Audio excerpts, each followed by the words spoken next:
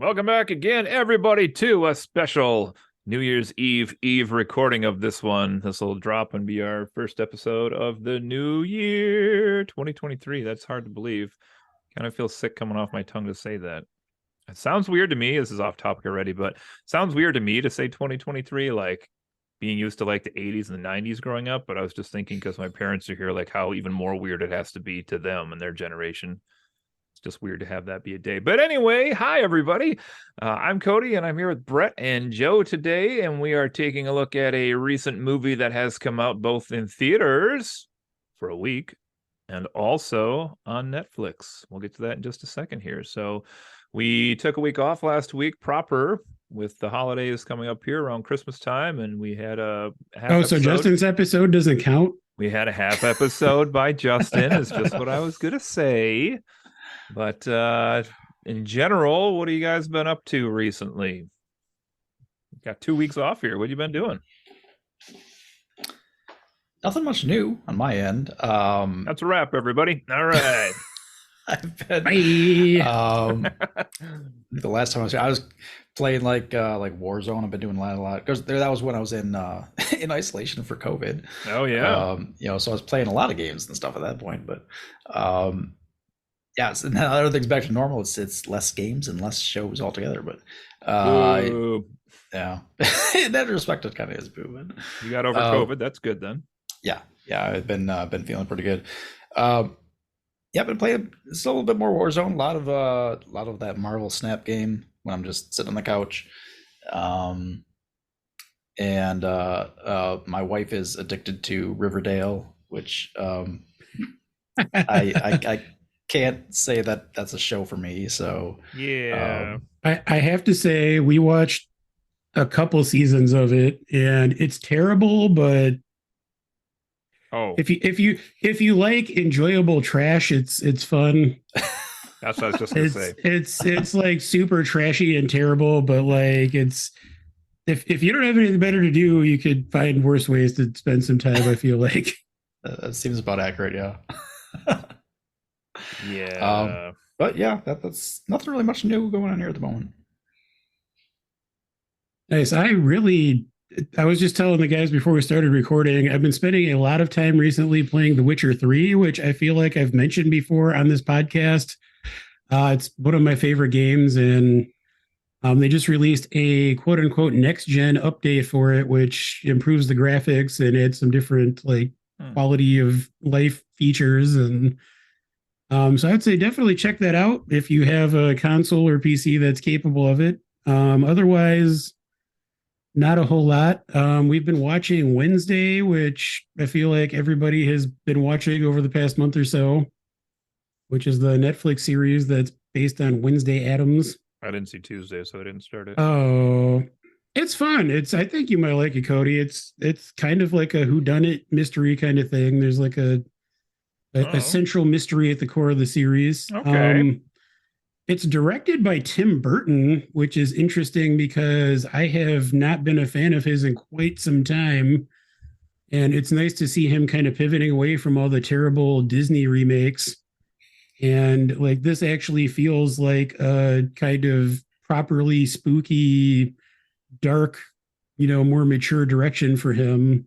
Well, he did ruin Batman, so. Oh, I have at least one friend who would agree with you on that. But you have a friend. Interesting. But anyway, that show's been fun. I think we have like 2 episodes of that left, and really that's about it. Well, we've been up to just the kind of the normal holiday stuff, presents and all that good things, but some hits we had were started some Lego projects. I started working on the giant question mark block from Mario 64, which I gather you can unfold, and there's 3 or 4 hidden stages inside somehow on like a very, very tiny scale. So we spent one night on that, and then that's as far as we've gotten on that, so we didn't get back to that. Been watching a couple more episodes of Manifest Bread. I think I'm in season 3 somewhere now, so nice. Slowly catching up on that still. I'm at the part where they're like just let into like the top secret agency where they have like the tail fin and all that stuff. So gotcha. Yeah. So that's going on. And then probably one thing that I haven't talked about, and I'm not sure on podcast, is especially now that I'm on break for school, I've been reading more than I normally do. So I've been trying to get through pro wrestler John Moxley, the former Dean Ambrose from WWE's autobiography. And it's actually been a pretty fun read. He definitely could give a shit less about what anybody thinks about anything, and definitely writes the same way that he has a reputation for in the business. So a lot of F words in there and depictions of times he met people with lots of drugs and lots of other interesting things, but it has been a really Fuck yeah. read so far. Got about 40 pages left, I think, on that. So coming to the end of that. Beyond that, not too much going on. My kids and I have been collecting wrestling cards some more here recently, and it's probably about it. Just looking forward to getting into some more video games and stuff here if I can find time for it before I got to go back to work. Nice. But I also got to do some work next week too to get ready for next semester. So Womp womp. yeah, womp womp. All right, cool. Well, we are here tonight to chat about the new movie Clue. Clue is excessively dumb. So Fuck did you just say? at least, I mean, according to a movie that I watched recently, Clue is just a very dumb game. So Well, that person has ignorant and has no good opinion then. Terrible accent, probably. Probably. We all like Foghorn Leghorn. Yes, we're talking about murder mysteries today. Particularly, we have the movie. Well, let's give it its grace here, Joe. This is Glass Onion. colon. Is there a colon? I wasn't sure. I mean, I'm assuming there's always a colon. I wasn't sure, but it makes sense. I don't know if there's officially a colon, but colon. I mean, grammatically, there should be a colon. Yes, a Knives Out mystery. Ooh, I hate the title. Let's let Rian Johnson weigh in on that one. It pisses me off so much. Oh, I hate it so much. Is that what he says in all his interviews? Trashing. He's right. It's fucking terrible. I don't mind it. We can talk about it later. If any, I mean, we'll talk about it later. Yeah, it's fine. So first thing up here today, we kind of sketched a little outline for this, but I guess in general, I was just kind of curious. What are you guys? Since this is a second movie in a franchise, a loosely based franchise, but maybe more in terms of, what is your, I don't want to say relationship with this one because it sounds kind of weird, but like in general, murder mysteries, is that something that has drawn your interest in your lifetime, or is this something you've kind of stayed away from in terms of movies or video games or books or shows? Well, this is one thing I was thinking of when I was watching this, and when we decided that we're gonna do the podcast, is there just hasn't been many, at least that I'm aware of, that have come out that have been like like a big national release kind of thing. There's probably like movies and shows out there that I'm just not aware of because you tell that to Kenneth Branagh and his ridiculous Poirot mustache. Well, these things are there probably is some other, but I just like they're just not put front and center. And I do really enjoy like movies like this and the mystery shows and things like that. Yeah, I don't know. I wish there was more of them out there, I guess. Yes. Cody, I feel like of the three of us, you're probably the most well-versed in this genre, at least I'm assuming. I enjoy a murder mystery. It's not generally a genre that I have like gone out of my way to seek out, but like if there's a movie that comes out that isn't that genre, or even like I'm trying to think. I feel like there've been some like mini series over the past few years that are kind of in that genre too. Well, that's one of the tricky things about this. I think in terms of movies, when I was trying to look up some contemporary murder mystery movies, Brett's kind of right. Like if you want to look at it as like this most standard strict formula, there haven't been many, but a lot of the ones that were coming up on the list were like sci-fi and like other things where it's like you're trying to figure out who is the killer or stuff like that, but it's not really that true, guests arrive at X location and why murder takes place or whatever type formula. Yeah. I feel like there've been actually one miniseries that I think I mentioned on the podcast before is called Mayor of Easttown, is on HBO. And that's kind of like a murder mystery where, I mean, it doesn't culminate with everyone gathered around in the room and, a detective going over each suspect, but Yeah. it is definitely a situation where like anyone in the town could be a suspect, and like there's all these different characters who have motives to do what happened, and it kind of comes down to like a twist in the end. And I was thinking there's a British crime series from a couple of years ago called Broadchurch that I really like, that kind of fits into that genre too, where it's a same thing where there's like all these possible suspects, and it kind of comes down to the twist at the ending. But I mean, as far as like a straight up Agatha Christie or Agatha Christie inspired, kind of stereotypical whodunit, I don't think we see as many of those. Although I did just kind of joke about there have been those two Kenneth Branagh Right. Poirot movies in the past couple of years, Murder on the Orient Express and Death on the Nile, which I have not seen either of. I've heard Murder on the Orient Express was pretty good, and Death on the Nile is apparently terrible. But Yeah, I saw Orient Express and it was pretty good. Yeah, I'd agree. It was pretty good. I mean, it's a little stuffier, maybe a little more British murder mystery. Yeah, very serious. And that one sucked. It was a good movie, but it sucked because they really stuck to like the book basically, which yeah. I was familiar with. So I was like, well, this is just seeing how they do it on film. But I did enjoy it quite a bit. I think, like you said, a lot of my background here would be in this area, and I guess Matt Hudson probably if he were here too. But Clue is my favorite movie still of all time from when I was a kid, still is today. Just that idea of like even the board game of trying to come up with a solution and who's the guilty. Well, not that the board game had much of a story to it, really. Like somebody's dead and find the cards, but just playing detective is kind of an interesting thing to do. Put yourself in those shoes and solve the mystery. And I think the movies in particular are maybe like, I guess a book would be equivalent to that. Like a video game even really wouldn't be, because you'd be out like looking for evidence and stuff. But the idea of like you as the static viewer trying to like come up with the answer before they reveal what the answer is to you, I think that's kind of the draw for a lot of people, just to see if they can outsolve the mystery, I guess, as it were. Yeah, and you did mention those other things. So we do have a little bit of a renaissance here. 2017 was Murder on the Orient Express. 2019 is Knives Out, which we'll talk about here in just a second. 2022 was Death on the Nile, and had forgotten that was even this year. So, and I didn't see that one either. That's one that got pushed because of COVID. I think it was originally supposed to come out in like 2019 or 2020, and okay, it got bumped from its original release date for some reason, and then kept getting pushed because of COVID. I see. But I think that's one that was finished for a long time. Wasn't that the one that had a certain actor that they tried to downplay as well? Well, I was going to say, I believe it also is problematic because of one of the actors who's in it. Yeah, Kenneth Branagh. Mm-hmm. Old Cannibal Kenneth, they call him. Just kidding, Kenneth. All right, well, let's jump into this. Is obviously the, what do you call this, sequel or pseudo sequel to Knives Out. So just a smidge on that one. I mean, have you both seen that one then? Yes. Brett, have you seen that one?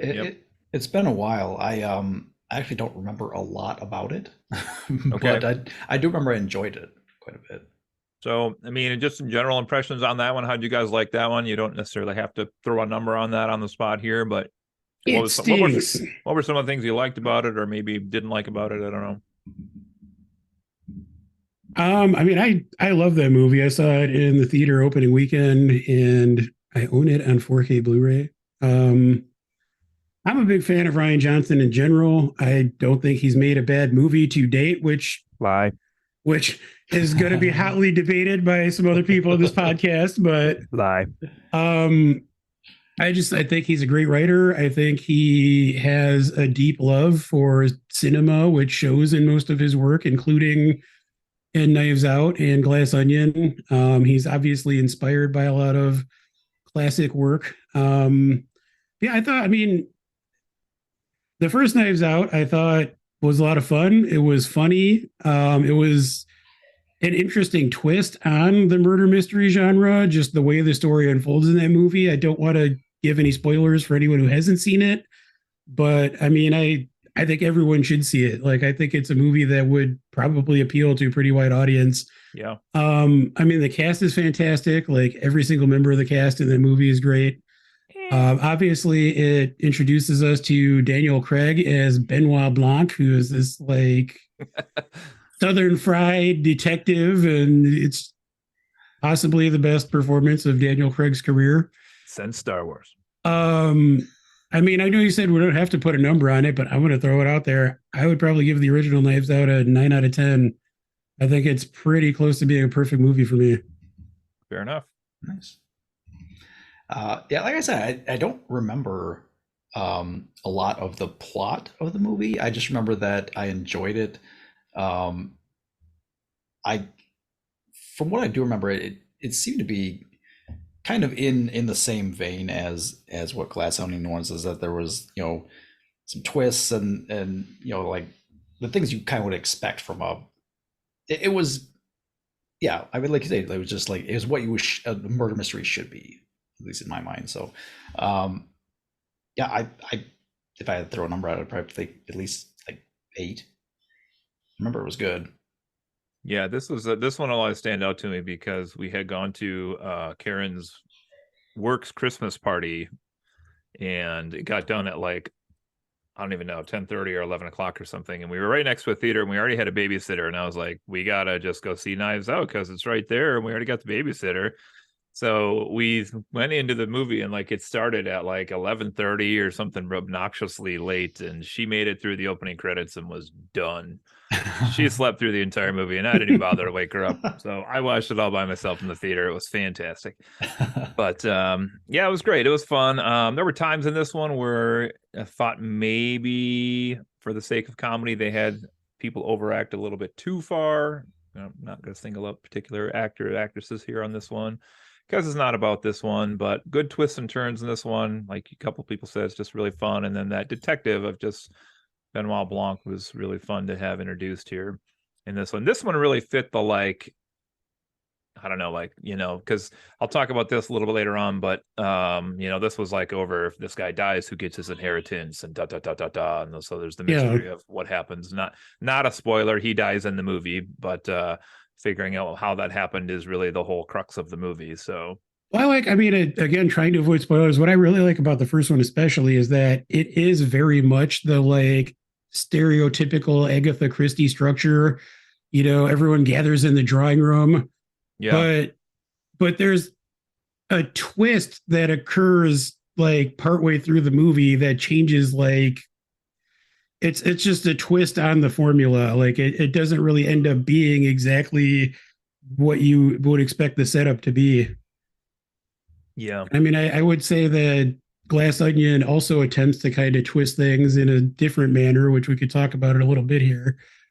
But I mean, I like how at the same time Rian Johnson is, you know, paying homage to this genre, but also trying to make it feel a little different and unique. Yeah, I guess we should have said at the outset of this one that we're trying to give you a little non-spoilery section here for the first part. Should have mentioned that right off the outset, but I forgot. But we'll talk just a smidge more about this, and then we'll get into some spoilery stuff coming up here.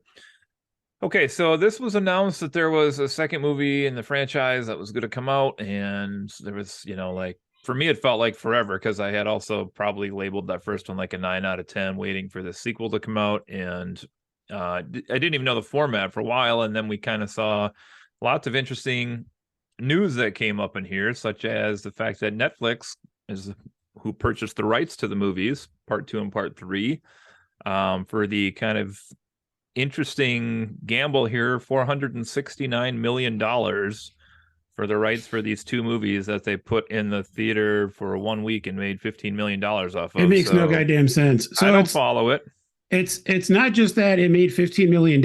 I think it was only on like 600 screens, which is like nothing. I mean, most movies open on like 3,000 or more screens. So yeah, like it could have had a very strong theatrical run. And like I listened to a podcast last week with Rian Johnson, and he seemed like he was kind of trying to dance around, you know, talking too harshly about Netflix, but it seemed like he wasn't really thrilled with that either. I mean, Well, It's I was trying to think of this earlier today. Like, I don't know if is there a precedent for this format of a movie's release? Because I was like, as I was writing my notes up, I said it made $15 million for 1 week. Is this good or is this not good? Because on the one well, hand, Netflix would make no money off of it if they just put it on streaming. so If it played in the theater, they'd make all the money off it, but then it wouldn't be a lure to get people to go to Netflix. But I have to question how many people like me chose not to go to the theater yeah, because you knew you were going to get it for free eventually. Mm. it's weird. I mean, so a version of this has been going on for a few years now with not just Netflix, but Amazon Prime and different streaming services. A lot of it is because of the requirements to qualify for the Academy Awards. In order to qualify for the Oscars, at least as of now, a movie has to have a certain amount of theatrical run. I don't know if it is 1 week or what, but like it has to be shown in a certain amount of theaters for a certain number of days.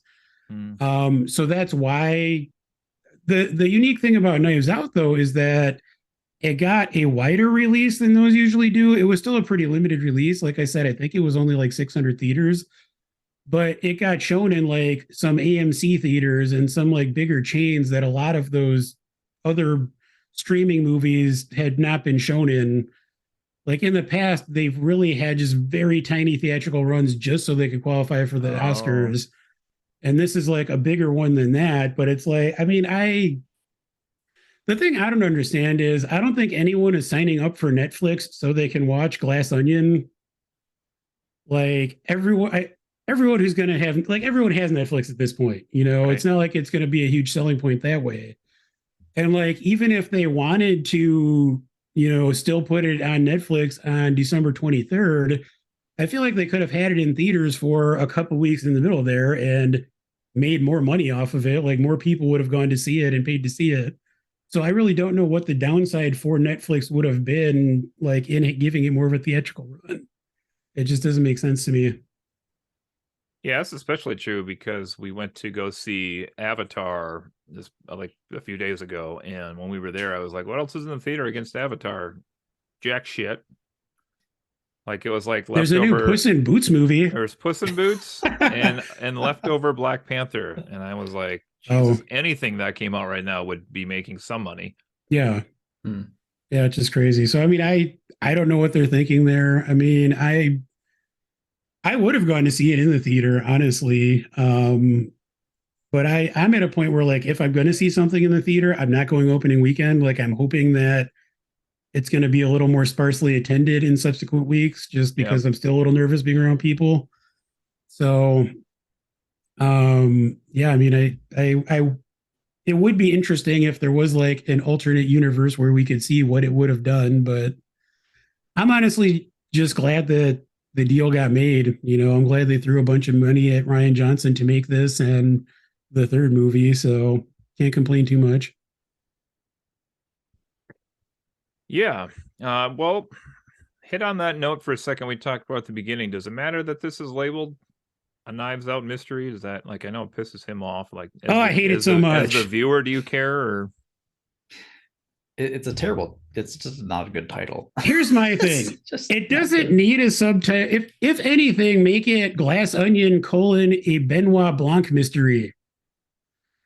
Like Maybe. he's the connecting tissue throughout this series. Yeah. Like, I mean, I don't think you even needed that. I think you could just call it Glass Onion and people would understand that it's, part of this series. I mean, going back to like the Agatha Christie, movies and books, like how many stories are there with Hercule Poirot? And it's not called, 23.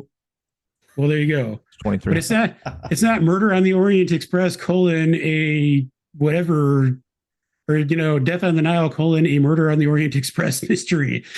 Like it's just stupid. Yeah. Also, there's not 23. I just said that really quickly. I mean, I believed it. It could be. I don't really know. If you say anything, with authority, it can be convincing. 23. I mean, what did you think about the title? I mean, it didn't really bother me too much. I could see why they were dangling it out there, maybe just to catch a few of those dumb people who wouldn't have known that it was another movie in that same universe. But in general, Dumb people are I my don't know. Achilles heel. I don't think they needed it, but I mean, again, I'm just glad it exists. I think it just feels awkward. yeah, no, I agree. It does feel a little awkward. Yeah, it seems like they could have like included it with the with all their advertising, just not in the title. Why? Yeah, that's true.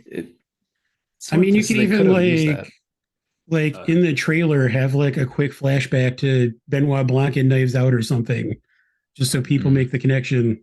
Yep. Yeah, that would have been pretty easy to do. Okay, I great. mean, I guess I can never be too mad about a colon, but There you go.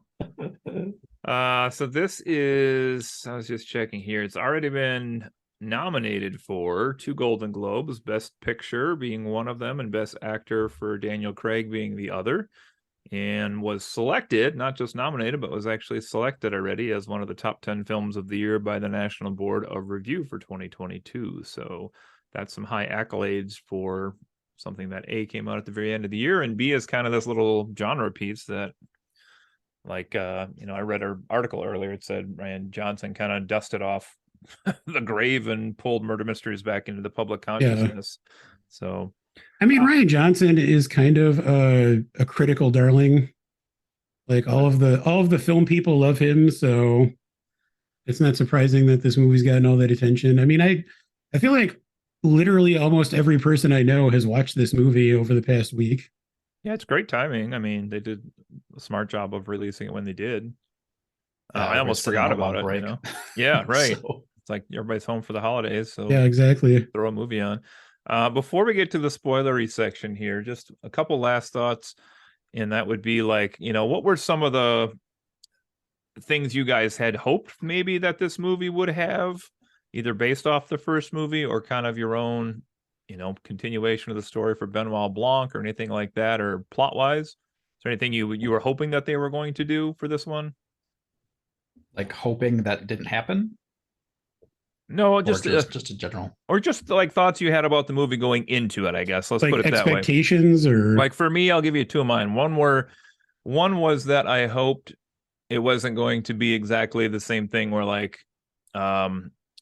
someone died and then it was going to be like, like I said, the inheritance in the first movie, but this one was going to be like who takes all the money type thing. And, that's definitely twisted in this movie. We'll say that for this part right here, but they didn't do that exact same thing. And then the other one that I was really nervous about is Edward Norton is very hit or miss for me as a movie fan. Like sometimes I loathe him and sometimes I think he's really good at what he does. So I was nervous with him having at least what, seemed to be like the second central role behind Daniel Craig from the previews. So. Yeah, I mean, I was personally just really hoping they would make fun of Elon Musk. I mean, what? I mean, I honestly didn't really have any specific expectations. I was just excited to see more Benoit Blanc. I mean, I think Daniel Craig is fantastic in that role, so I just wanted some more Southern fried goodness. I mean, I was also like you, hoping that there would be a different sort of twist on it and that it would not feel kind of like more of the same. And we'll talk about that shortly, but I think Rian Johnson tried to do that. So, but yeah, I was mostly just excited to see what he was going to come up with. Yeah, I would say I just was hoping that it was going to be similar to the first one in kind of just general structure. And it was. So okay. Well, before we get to that, do you want to anybody want to leave the audience with just a general review? Like, should they go see this movie? Yes, if they haven't yet. Yes. Okay. Sounds it was good. I will say that it is a lot of fun, and it's probably best if you could watch it with a couple other people if possible. You'll enjoy it no matter what, but I feel like it is the kind of movie where, it's more fun if you can kind of laugh with someone else and be surprised. So I watched it we watched it. My wife and I watched it together, except she fell asleep like early. And so then we watched it again, and she stayed up, and I was like, through the whole thing, I was like waiting for like the parts, like the the interesting like twists and drops and stuff to see her reaction. And it's really funny things. So we watch things like this very differently, the two of us, but I could get into that a bit more later. But it was enjoyable. Yeah, That's like fun. you say, to watch with somebody is I think it improves it even. Yeah. I can see how you having already seen it and her having not seen it, and you watching her watch it for the first time adds like a whole nother layer to what we'll talk about in a bit here. So that's kind of like a layer of an onion, like peeling back the layer of an onion, like a donut hole in a donut's hole. No, not like that. All right. Well, if you haven't seen the movie yet and you want to turn us off and just, give us a second listen, feel free to do that. But we're going to jump into spoilers here. I don't actually know if that counts as 2 listens or 1 listen on our end. So just do it all the time in case. I don't really know. But anyway. Okay. Heavy spoilery section coming up here, ladies and gentlemen. Pew, pew, pew, pew. Glass Onion. Spoiler alert. It's named after a Beatles song. What? Who knew? Hey, that's like 4 sections from now. God damn it. Sorry. Okay, so I have a plot overview here that's short-ish. Do you want me to go through that or not? I almost said or Nazi, but that would have sounded like Nazi, and that would have been real bad. So not what I said, to be clear. Brett, make the call. Do you want to hear this plot summary? I wouldn't mind a quick refresher if you want. Okay, all right. So this is, I just stole this off Wikipedia, so power to those people, but I did my $2 donation, so I'm getting my $2 worth. Okay, so during the COVID-19 pandemic in May 2020, Miles Braun, the billionaire co-founder of the technology company Alpha, decides to host a murder mystery game at his mansion, The Glass Onion, on his private island in Greece. He invites 5 friends: Alpha head scientist Lionel Toussaint, Connecticut Governor Claire DeBella, controversial fashion designer Bertie J, men's rights streamer Duke Cody, and Alpha co-founder and ousted ex-CEO Cassandra Andy Brand. Famous detective Benoit Blanc also receives an invitation and joins the group, along with Bertie's assistant Peg and Duke's girlfriend Whiskey. Miles questions the presence of Blanc, not invited by him, but allows him to stay, assuming that another guest invited him as a joke. Blanc overhears Peg confront Miles over a PR statement he wants Bertie to release, and sees Duke watch Whiskey in bed with Miles. Dun dun dun. Before dinner, Miles shows off the Mona Lisa, of all things, which he has on loan from the Louvre, and reveals that the Glass Onion is powered by Clear, a hydrogen-based alternative fuel that Alpha will launch in a week despite Lionel and Claire's safety concerns. Blanc solves Miles' pretend murder mystery immediately, and tensions over Andy's presence culminate in her leaving the main party room. Suddenly, Duke collapses and dies after drinking from Miles' glass. The panicking group suspects Andy. After the group discovers that Duke's pistol is missing, the power goes out. Everyone splits up in the chaos. Blanc finds Andy, but an unseen assailant shoots her. Blanc gathers the rest of the group and announces that he has solved Andy's murder. An extended flashback shows that Andy actually died, supposedly by suicide, a week before the trip, and her twin sister Helen hired Blanc to investigate her death. At Alpha, Andy had halted development of Clear due to safety concerns, so Miles had her removed as CEO. This maneuver was supported by their friends, perjuring themselves by testifying that he had single-handedly sketched out the plan for Alpha years ago on a napkin. However, Andy rediscovered the original napkin where she had written out the idea and emailed a photo of the evidence to the group. Helen suspects that someone in the group killed Andy to avoid being discredited and to gain favor with Miles. With the news of Andy's death not yet public, Blanc proposed that Helen pose as Andy at Miles's party, helping him investigate. I regret saying yes to this summary. We're almost done. We're almost done. Helen helps Blanc discover motives for each member of the group to protect Miles from Andy.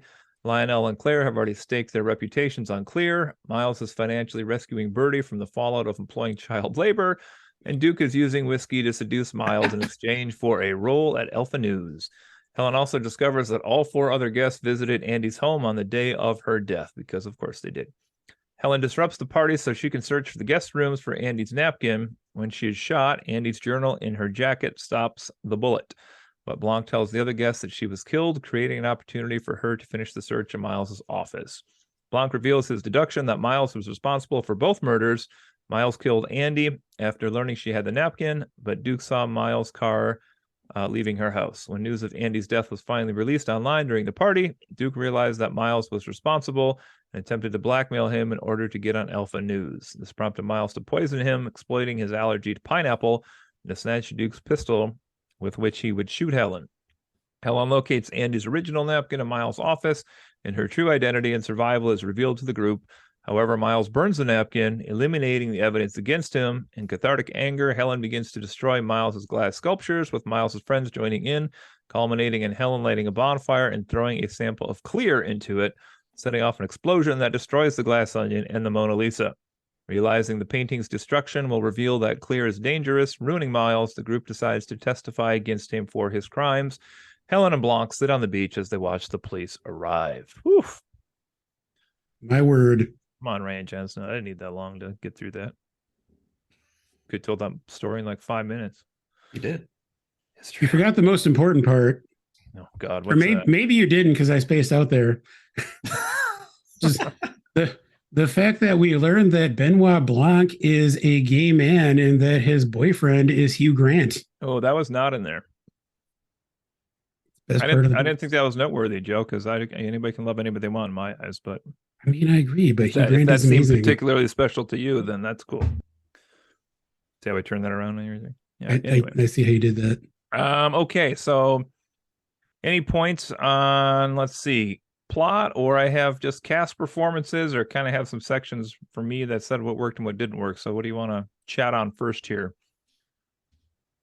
Well, let's do this. I mean, it was like an hour into the movie, of a 2 hour and 15-minute movie. It was just about an hour in that they go back in time to go behind the scenes and show what was happening, which was kind of a bold move, right? Yeah. Oh, go ahead, Brett.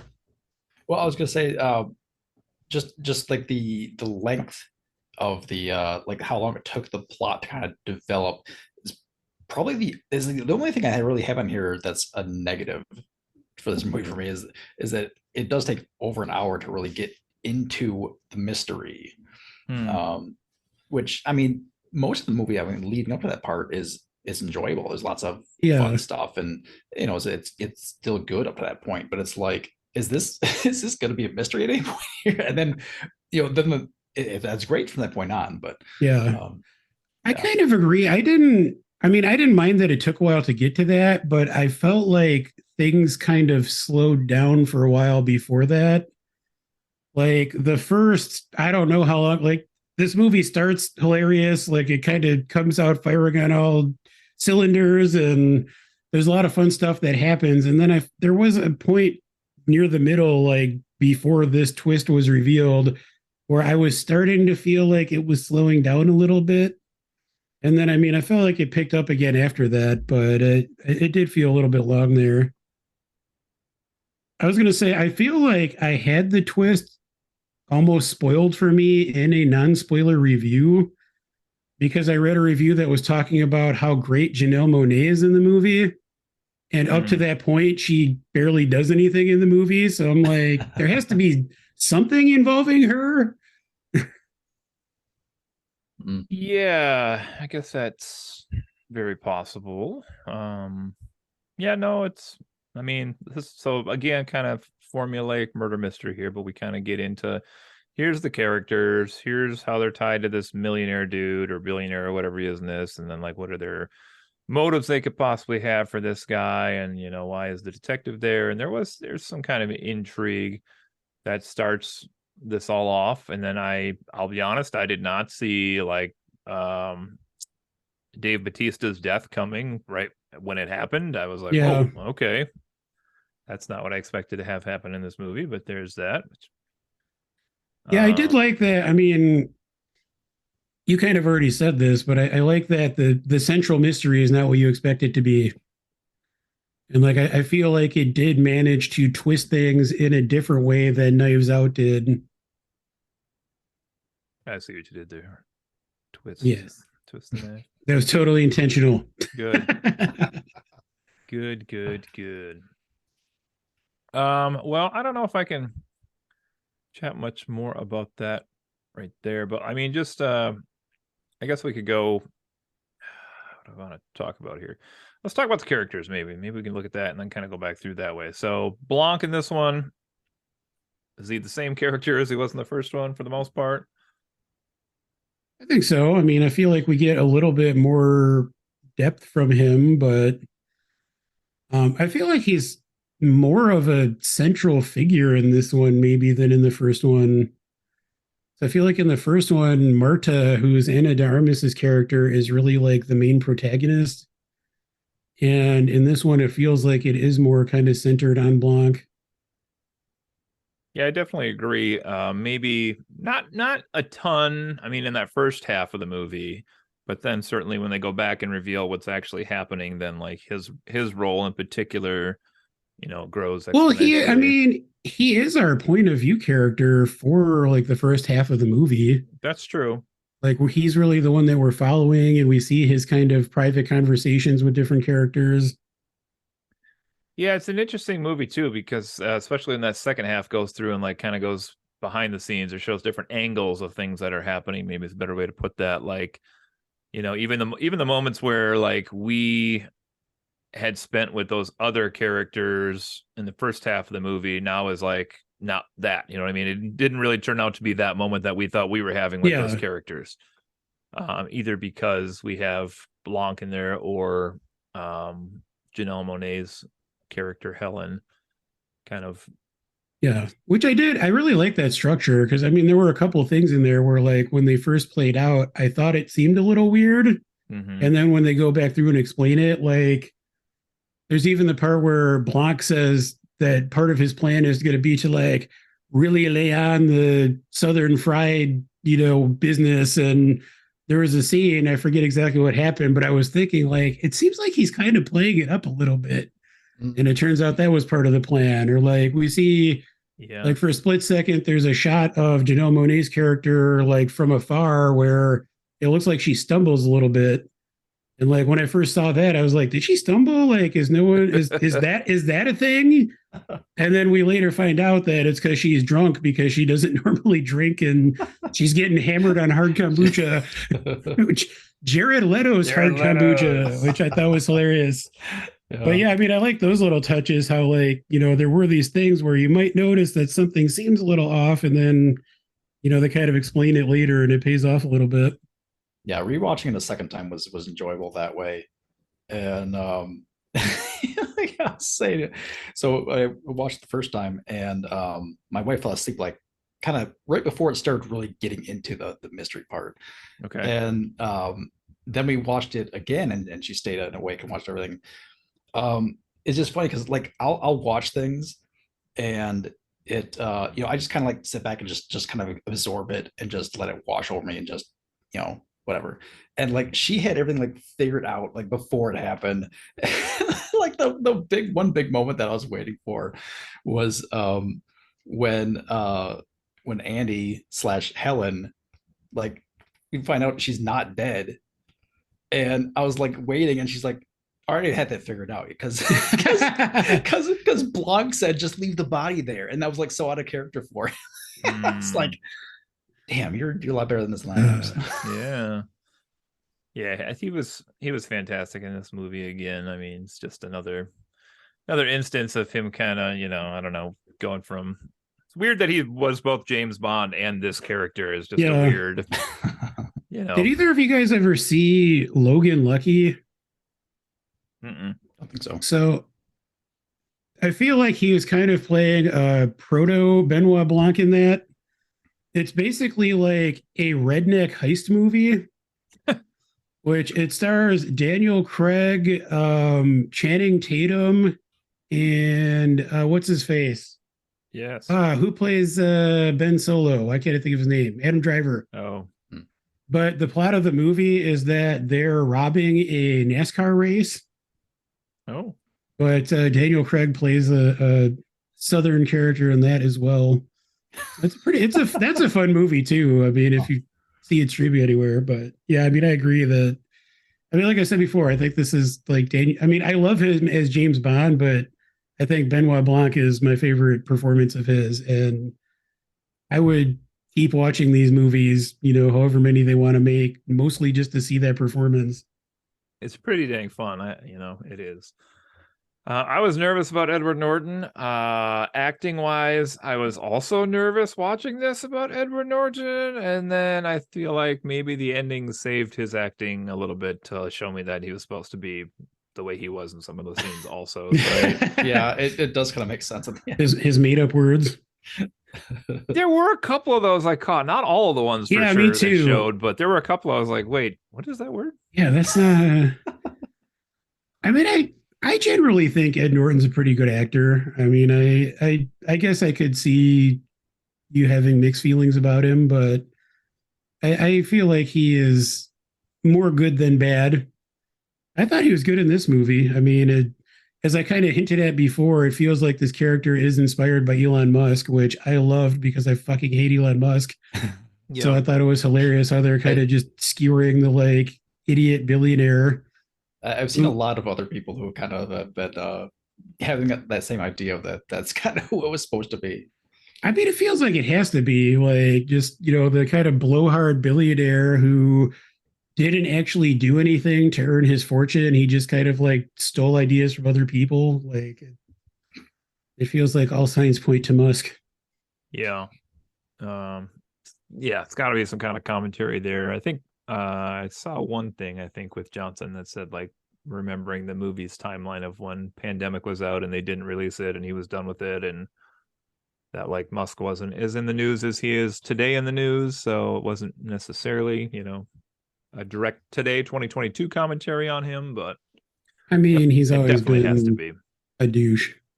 One of my favorite bits in this movie, which is like kind of a quick throwaway thing, was when they first get to the island and he says that he's dismissed all the staff because he wants it to be like a low-key weekend with just the friends. And you just see this robot going by in the background that's carrying all the luggage. The luggage bot. Oh, it's amazing. That's pretty funny. Yeah. Okay, what about Janelle Monáe? How do you enjoy her performance in this? I thought she was good. I mean, I wasn't like up to be? I felt a little let down after I mean, I had read an article that mentioned it, and I had heard people like on podcasts mention it too, that she's like amazing. I mean, I haven't really seen her in anything else as an actress. I know that she's, a really talented musician. I mean, I thought she was good, but I wasn't like blown away by the performance. I mean, and part of that is she didn't really have a ton to do. Like even after the twist, I feel like I don't feel like she necessarily had a ton of material to work with. Yeah, I mean, the weird thing about her performance is, like, if you view it as good, it's not necessarily because it reflects her talent as an actress. It's because it reflects the one sister's ability to mimic the other sister in the movie. So it's like, it's kind of a weird thing to be like, you did a good job with this role, but yeah. I did like how they explained that though, about how when they were younger, they used to make fun of the like, rich bitch women and did like an impression of them. And then her sister became that. So then when she had to pretend to be Andy, she basically was doing her impression of Andy, who had become the impression that they had done. Yeah. It's like a donut hole in a donut's hole. That's my favorite moment from the first Knives Out. I thought she did pretty well. Considering that she basically is playing two characters. I mean, well, she is, literally. So, yeah. And they both were, felt kind of distinct, and yeah, I think it was just funny because there's a lot of people. I saw a lot of comments on the accents, the Southern accents for both Daniel Craig and Janelle Monáe, and I think most people seem to thought she did a really good job, but other people were like, "That's not a Southern accent." Honestly, her accent threw me off. Like Benoit Blanc is obviously supposed to be over the top, like he is Foghorn Leghorn. Her Southern accent, like that's why I think I was kind of like torn on how I felt about her performance, because something about it just didn't quite feel authentic to me. Like it felt like somebody trying to do a Southern accent, but not in the fun way that Daniel Craig's doing. Yeah. There you go. Can we just take a second and look at Brett's background and just appreciate for a second that Edward Norton's been replaced by David Arquette? Yeah, I felt like he was staring into my soul earlier. David Arquette or Brett or Yes. Edward Norton? Okay, what about Catherine Hahn? Didn't get a ton to work with in this one, sadly. No, I love her in general, but she barely had anything to do in this movie. Like I kind of wished we had more. Yeah, I don't know her from a million things, but like my impression of her is that she's more of a comedian, so it was kind of weird that she had such like a straight-laced worry about my political career type character in this movie. I mean, I think she's done some drama, especially in the past couple of years. But yeah, she's definitely more known. I mean, she was in the classic motion picture Step Brothers, and She was. she had a pretty good role in Parks and Rec, and yeah, she's been in a lot of comedy stuff. Yeah, I thought she did a good role. The character she was playing, I felt like she played it well. Yeah, like you say, it wasn't. She didn't have a lot of the spotlight, but the time she did have in the spot, on camera, I thought was done really well. Okay. Yeah. I mean, I'm assuming we're going to go through cast member by cast member, but yeah. Leslie Odom Jr. I feel the same way about him as I do Catherine Hahn. Like, honestly, I feel like they could have just cut both of those characters out of the movie and it wouldn't have really made a difference. Like, I really like him as a performer in general, but again, he barely has anything to do. I mean, I feel like the other cast members and characters kind of steal the show and are more the focal point. Well, and I do think that's maybe like problematic to the genre, right? Because like you have to have the suspects to round out the mystery, so like somebody has to have that role. Yeah, I mean, we'll talk about maybe comparisons more later. I didn't really feel that with Knives Out. Like Knives Out, I didn't feel like there was anyone who was glaringly just kind of like pushed off to the side without anything to do. All right, you worded that more interestingly than I thought that was going to go. So I thought you were going to say was a viable suspect because I'm going to come back to that later on as well. So, Kate Hudson. I thought she was fun. I thought she was hilarious. One of the most talented actresses of our time. I mean, I really liked a lot of the humor in this movie, like centered around skewering these like clueless rich people. And she is very, very clueless. Like she has no idea what she's doing. There's all these, suggestions to her doing these horrible racist things on social media and like having no idea that it was offensive. Because I thought she was, her and Jessica Henwick was the assistant. Like I thought, it was hilarious how the assistant is just like constantly trying to keep her from doing something accidentally racist. And like the whole thing with the sweatshops, like that's revealed at the end. Like, you think sweatshops are it's just where sweatpants are made. Yeah, so we both even like halfway through the movie, my wife was already like, God, I hate this character. I hate this person. She's just so stupid and obnoxious. And I mean, obviously that's the way, she was meant to be played. And Kate Hudson did a great job with it. But yeah, that whole character is just the worst. Like I would not want to spend any time around a person like that. And but she does it great. And like, yeah, a lot of the, it's just so many moments where she's just like oblivious to what's going on around her. And it is so great. One thing I wrote down here was the quote. I'm gonna go here. I'll just get it right exactly here. So, Blanc says, it's a dangerous thing to mistake speaking without thought for speaking the truth. I just love that quote in general. Yeah. But it just was so perfect for that moment with that character, because she's like, oh, are you calling me dangerous? completely missed the point. But yeah, it was great. Yeah, she was pretty good for what she, the role she had. She did it pretty well. I have to say too that she was part of one of my favorite moments of the movie at the beginning when they're all trying to solve the puzzle box and it starts playing the song and she's like, "Hold on, I'll Shazam it."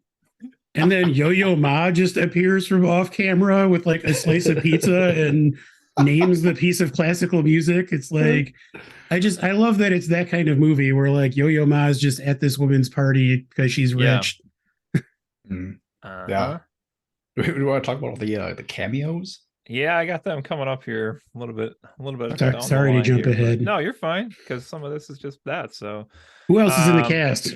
Nothing else on Jessica Henwick. She was just there as the assistant, but it was good to see her still back again. I liked her in Iron Fist. I said. So. I feel like she is underused, and I'm hoping that she's gonna like have a breakthrough role at some point. Yeah. Like I really like her as an actress, and I mean I believe she has like martial arts training, so she's good at like fight choreography and stuff. Yeah, she was in the Matrix Resurrections. Okay. But I feel like she's been underutilized in a lot of things that she's appeared in. All right, well, let's wrap up this main cast proper with Dave Bautista and Madeline Klein. Whiskey. I like whiskey. A go first here. Oh. Hey-o. Brad, it's all you. Men's right activist. Wow, okay. Oh, Lord. Am I supposed to comment on the Twitch streamers that this goes? I thought he did a good job in this role. I don't know that Dave Bautista, specifically that he like his acting is not always I don't think it's like believable acting necessarily. He's not subtle. Yeah. There's not a lot of like exactly a subtlety to him, but for the character, it comes across really well. I think I didn't have any problems with him there. I think it's just kind of funny just with the the announcements that have been coming out this week with that Tate guy. It feels like that's the way that character is supposed to be, basically. But I thought he brought a lot of humor into it for sure. I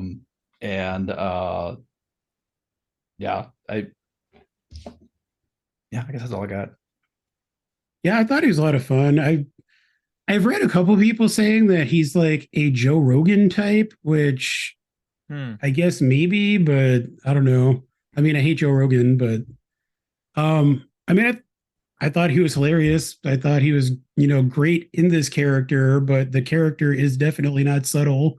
There's not really a lot of depth there. I mean, it's interesting though, comparing this to like his other biggest acting role as Drax in Guardians of the Galaxy. Like they're both kind of like big clueless oafs, but in different ways. Right. Like Drax is more just kind of like naive. Yeah. And this guy is just kind of a like walking toxic masculinity.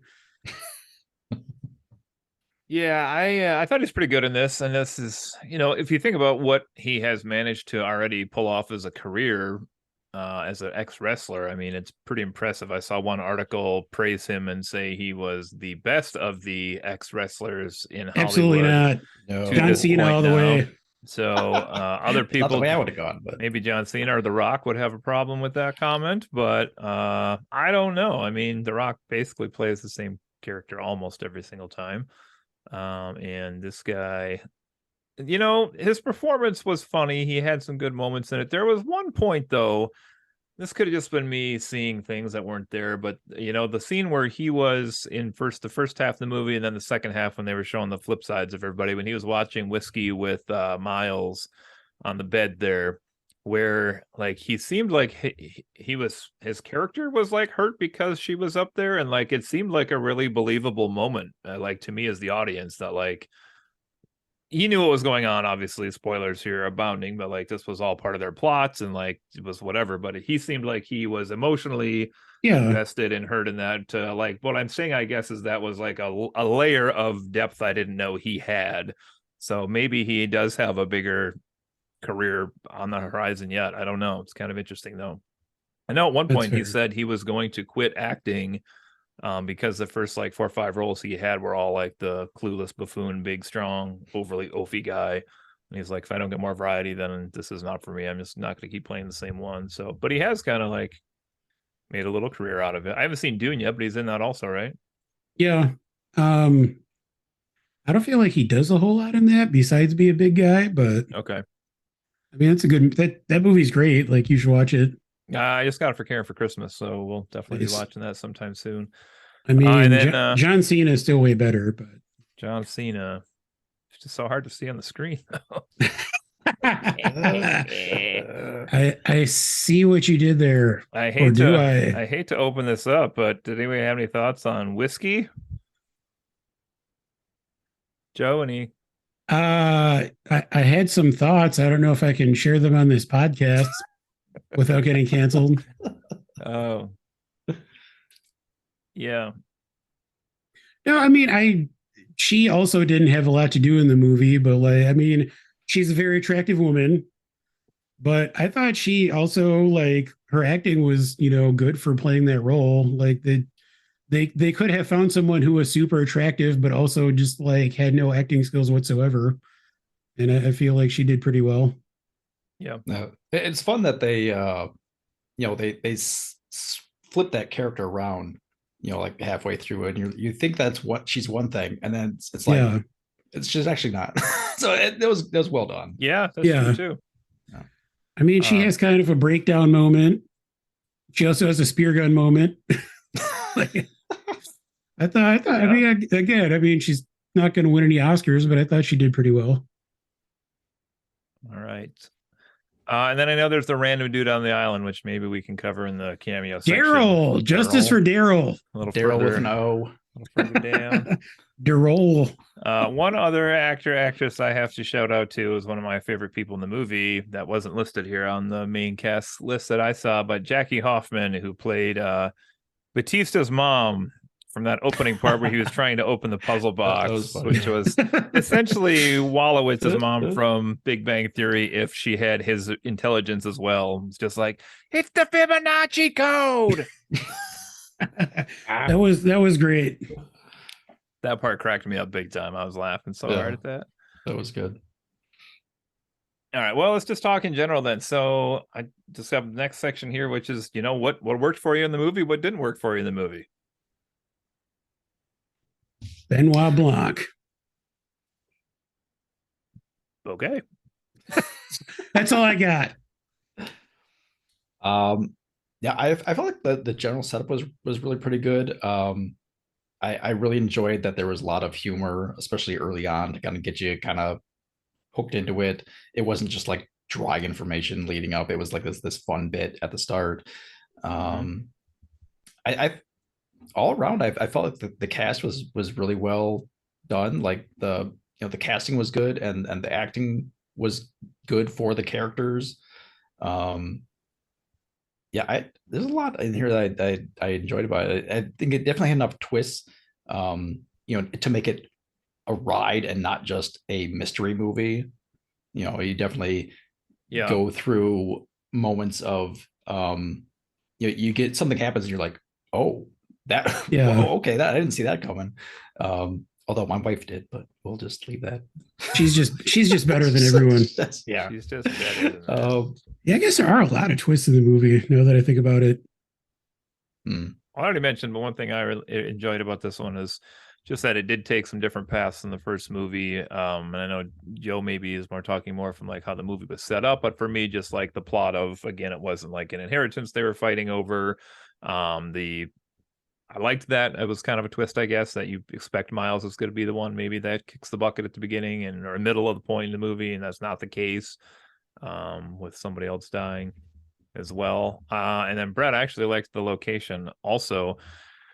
This movie also does something that is believable which is very hard to do in modern movies. And we've talked about before, I think, too, for some podcasts, but like the characters all had their cell phones and like they weren't blocked or taken away from them. And yet they somehow didn't, there wasn't a moment in the movie where I'm like, well, why didn't somebody just get out their cell phone and blah, blah, blah, dial this number or whatever? Like that just didn't come into play with somehow the way this movie was written. And so I did enjoy that quite a bit.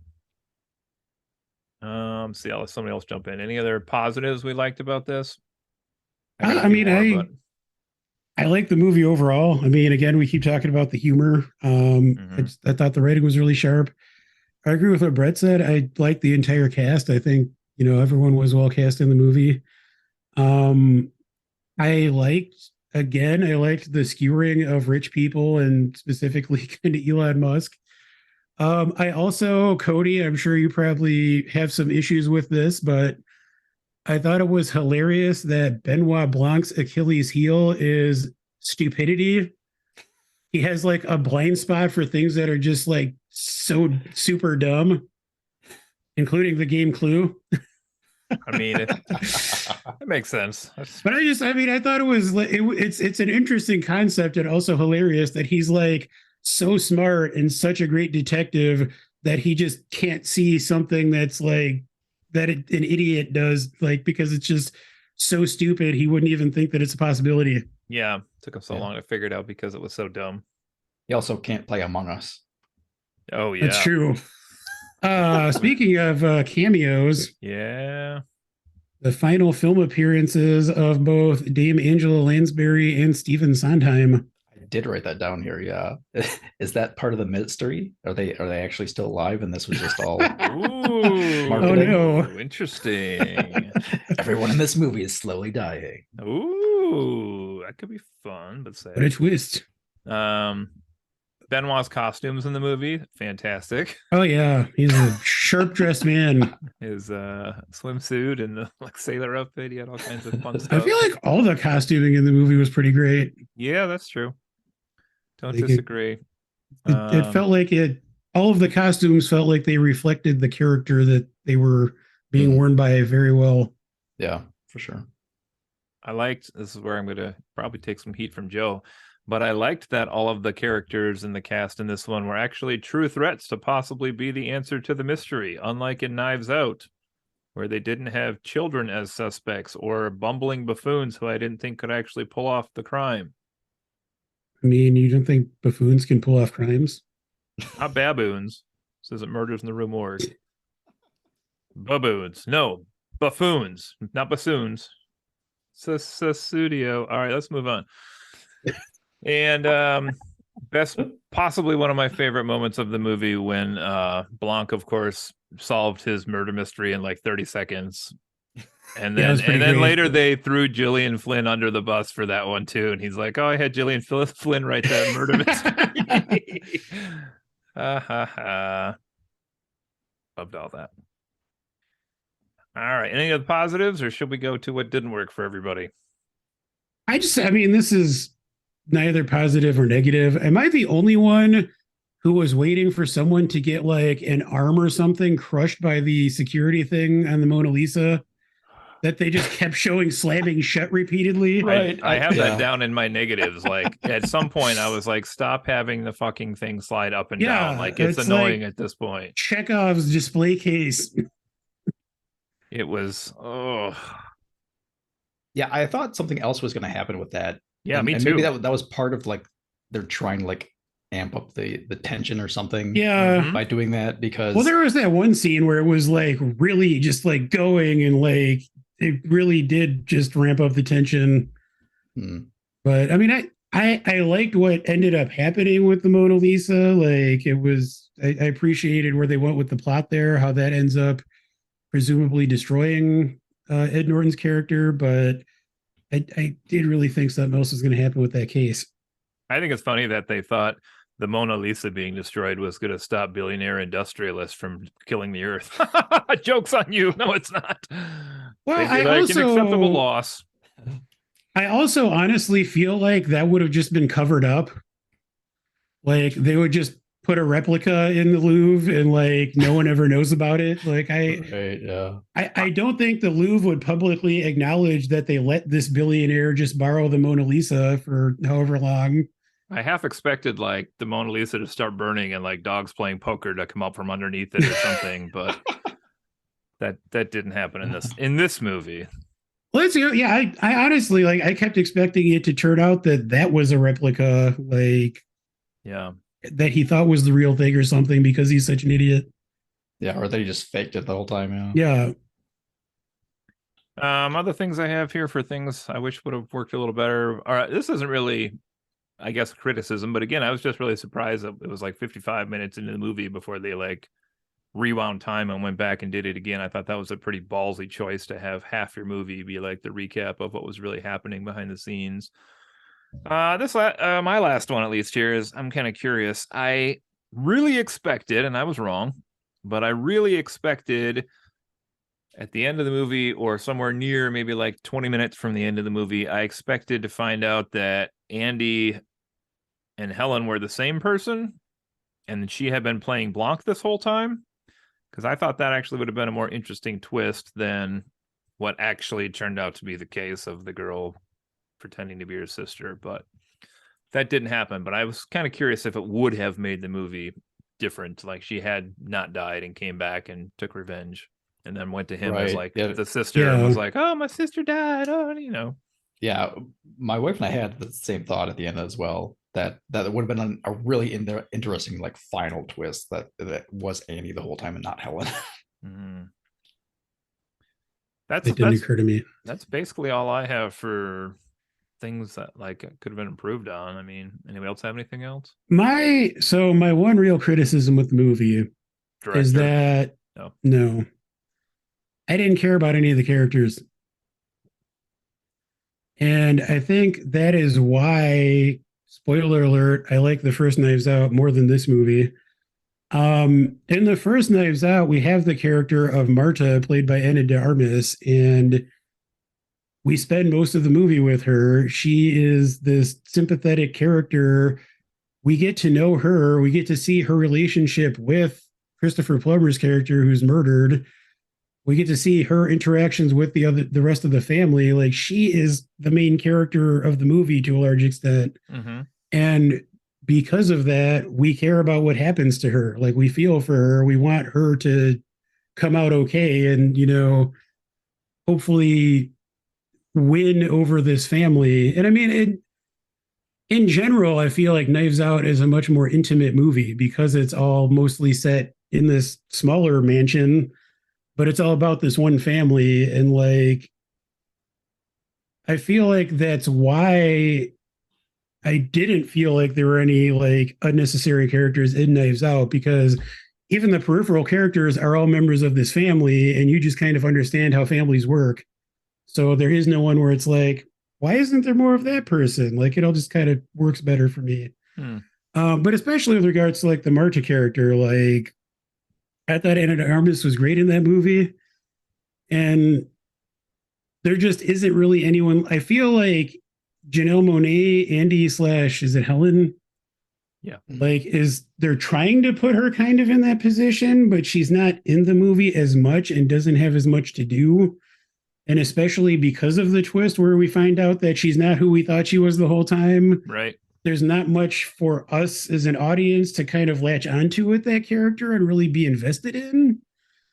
So I think that's why it didn't. I mean, I would say as far as like comedy and just being fun, it might be a more fun movie than Knives Out, but I feel like Knives Out is a better movie for me because I actually cared about something in it. And this one really is more of just like a fun ride.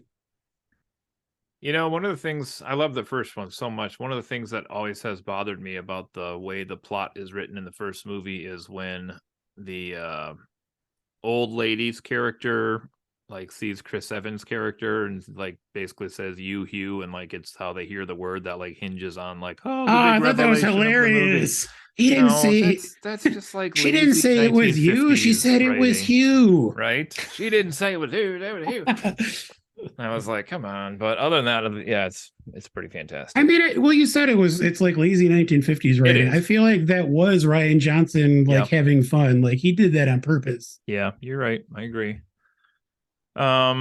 Okay, Easter eggs / cameos. Last part here. So we got a lot of ones that were mentioned already, but in-person viewers, if you haven't seen this yet and you're still with us, or if you watched it and missed some of this, we have Ethan Hawke, Hugh Grant, Serena Williams, twice, I believe, Stephen Sondheim, Angela Lansbury, Kareem Abdul-Jabbar, Natasha Lyonne, Yo-Yo Ma, and Jake Tapper in person. We have, of course, Jared Leto's, what is it, Hard Kombucha? Yes. Kombucha. And Jeremy Renner's hot sauce. Is that what it was? Oh, yeah. I forgot about that. He sends me like a case of it every year. And then, of course, who was the island guest? That was like a throwback to Daryl. Apparently every movie he makes or something that guy's in. Oh, I didn't know that. Yeah, he's like his Hitchcock. Oh, there's one you're missing unless you have another one. And then there is the audio.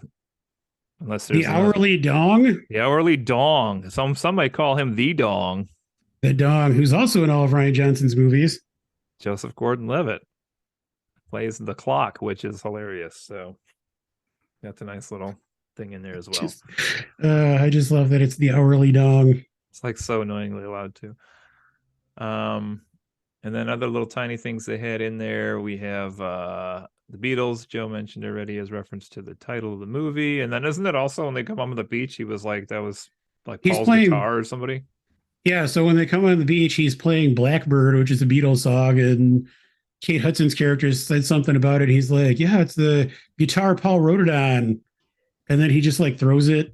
Just throws it in the sand. Which I approve of that part. But anyway.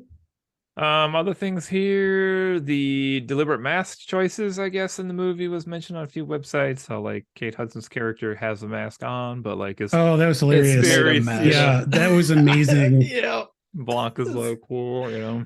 Everybody's mask reflected their character. I like that they actually acknowledged the pandemic in this movie, because I don't think many things that have been made over the past couple of years even acknowledge it. Yeah.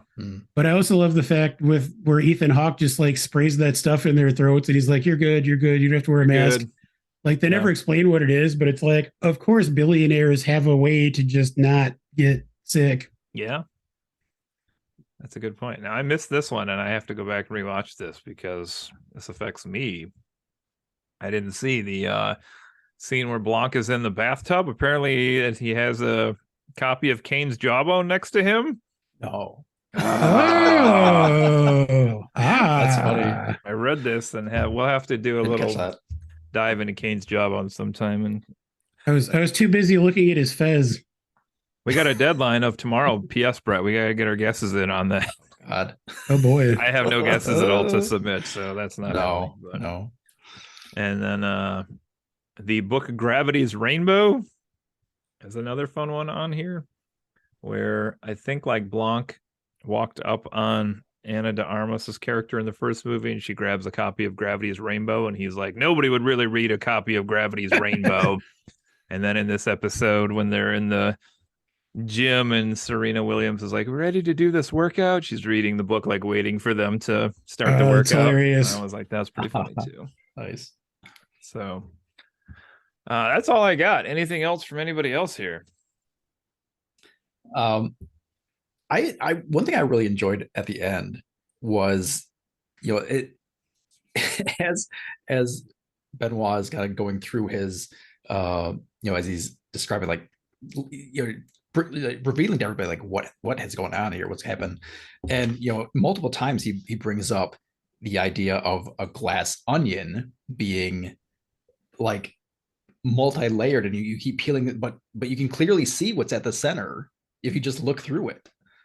And I got to the end, I was like, they were telling us the movie the entire time.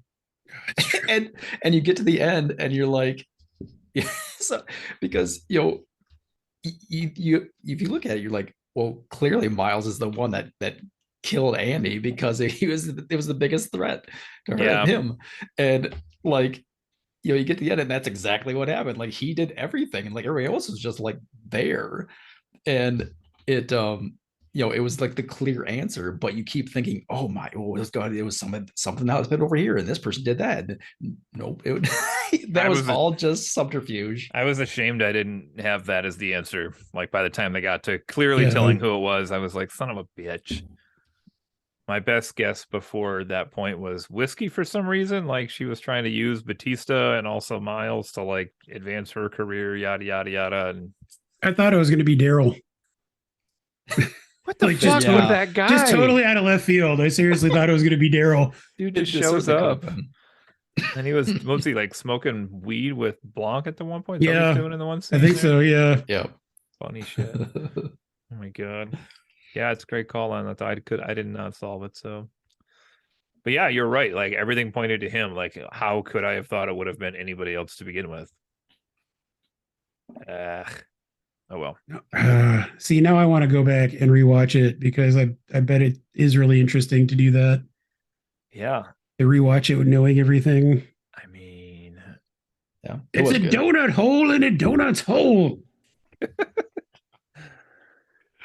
any other final thoughts before we rate this puppy? I mean, turns out Rian Johnson is really good at making sequels. I could have told you that though. Turns out not so much part 8s, but that's okay. Oh boy. Good stuff. Okay, well, if that's all we got, shall we put a number on this bad boy today? Sure. Anybody want to go first? I guess I got to come up with my number. 8 out of 10. What was that? It was like a ghost again. My God. That, my friends, was Joseph Gordon-Levitt's dong in your ear. Just what I've always wanted. I've already played it like 5 times at varying volume levels. You guys didn't notice. Oh, that is amazing. That's amazing. I give JGL's dong an 8 out of 10. It's a lot of fun, but not quite as substantive as I might have liked. And also Glass Onion. So Glass Onion.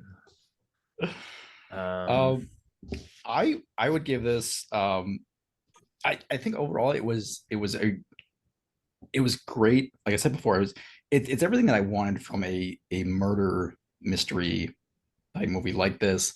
And then on top of that, it threw in a lot of humor and a lot of like social commentary, and the acting all around was really well, really good, as I said before. Yeah, I can't.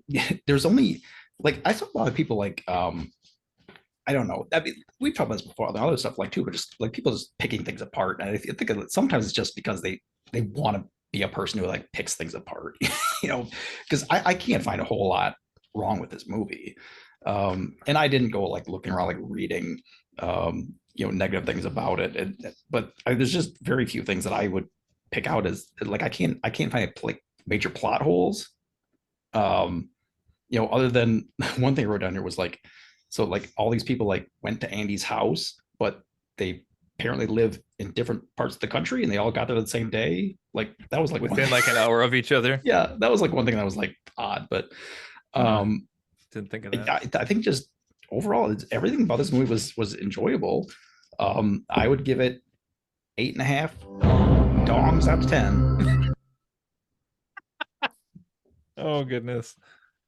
Yeah, I'd agree with a lot of what you both said. This was a really fun movie. I was really looking forward to the sequel coming out. A lot of good commentary in here. The actor performances we said were pretty solid overall, I would say. Norton didn't annoy me or let me down in this one, so that was good. Blanc was amazing. I still kind of wish the sisters had been the same person. Maybe like they reveal she thinks she's tricked Blanc, and then at the end of the movie, like they reveal that Blanc knew that she was the sister, but she got her company back, and like he was okay with her pretending to deceive him or something. Might have been a little more interesting to me, but in general, the first movie I mentioned earlier used that little audio gaff of like kind of solving the mystery. This one has like the two, well, actually the opposite. It has, kind of has two people play one role, which is another classic like murder mystery trope, I guess. So who knows where they'll go with the third one on this. Something new, but really enjoyable. Really looking forward to the third one. I guess I will probably put this somewhere in see, if I went 9 for the first, I guess I would probably put this at probably an 8, and maybe that's lowered just a bit by how much of the movie is spent with that recap half and kind of showing us what was going on rather than like expanding that plot a little bit more, which I probably would have preferred a little bit. So I'll give it an 8. So we're all pretty close on this one. Justin gave it a 2, so just kidding. I wonder what he did give it though.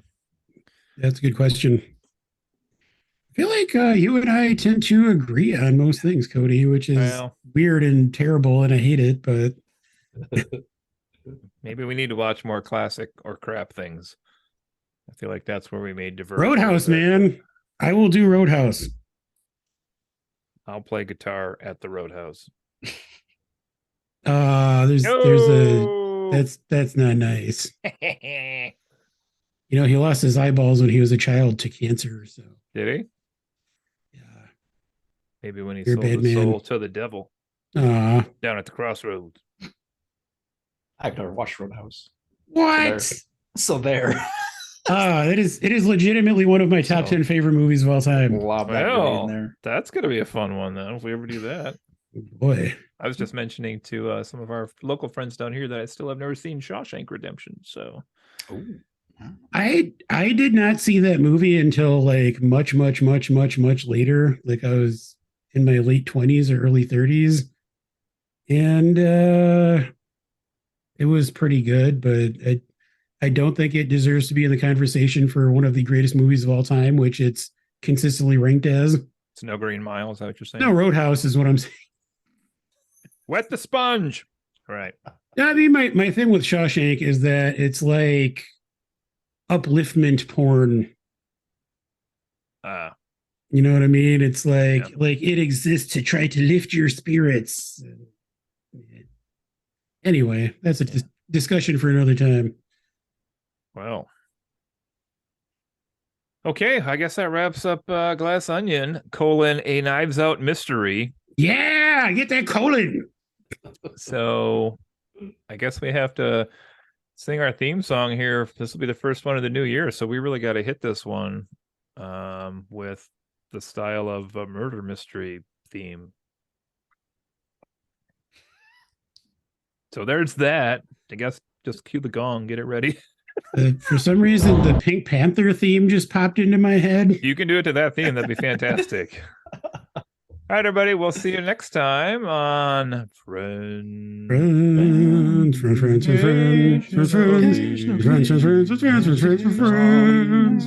Disagree. Not being a donut hole in a donut's hole.